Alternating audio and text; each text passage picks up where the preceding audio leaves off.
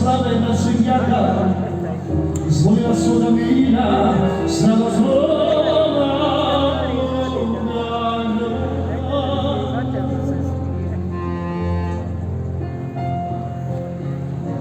Boga su mi ljudi zvali, zatrpako kmetu, svojila su za gromače i vakvole.